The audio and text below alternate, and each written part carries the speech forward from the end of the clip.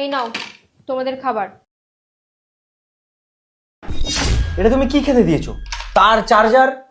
কি আমার থালায় মোবাইল? এটা তুমি কি খেতে দিয়েছো? কি এসব? কেন? এটাই তো তোমাদের খাবার, খেয়ে নাও।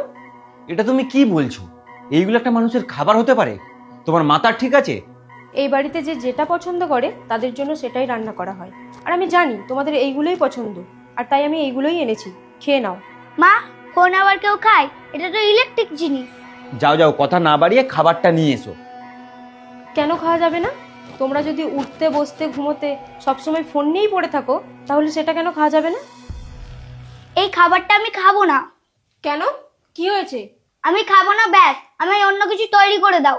এত রাতে আবার আমি কি বানাবো? যেটা বানানো হয়েছে সেটা চুপচাপ খেয়ে নে। যত বড় হচ্ছিস তত আবদার বেড়ে যাচ্ছে, তাই না? মোনা, চুপচাপ খাবারটা খেয়ে নে, না হলে আমার থেকে কেউ খারাপ হবে না।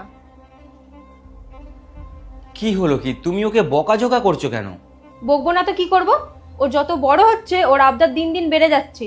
আর এই খাবারটায় কি সমস্যা আছে? ও খাবে না কেন? আরে বাচ্চাদের ওইভাবে বোঝালে হয়? ওদের ভালোবেসে বোঝাতে হবে। দেখো আমি কিভাবে খাওয়াই।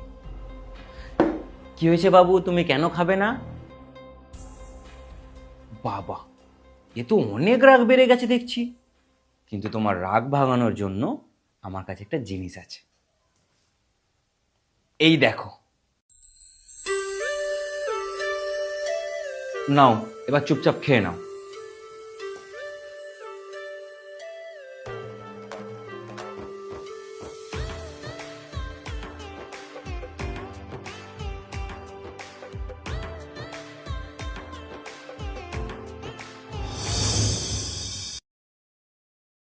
বাবা, তাড়াতাড়ি ফোনটা দাও। আরে কমসে কম ওর স্কুল ড্রেসটা তো চেঞ্জ করতে দাও, তার আগে তুমি ফোনটা ধরিয়ে দিলে। এটা কিন্তু খুব খারাপ অভ্যাস করছো তুমি। আরে তুমি এখন চিন্তা করো না, ও এখন ছোট। ফোন নিয়ে কি করবে? শুধু তো একটু ভিডিওই দেখবে, তাই না? আর সব সময় না বাচ্চাদের প্রতি এইরকম করো না। তুমি কেন বুঝতে পারছো না?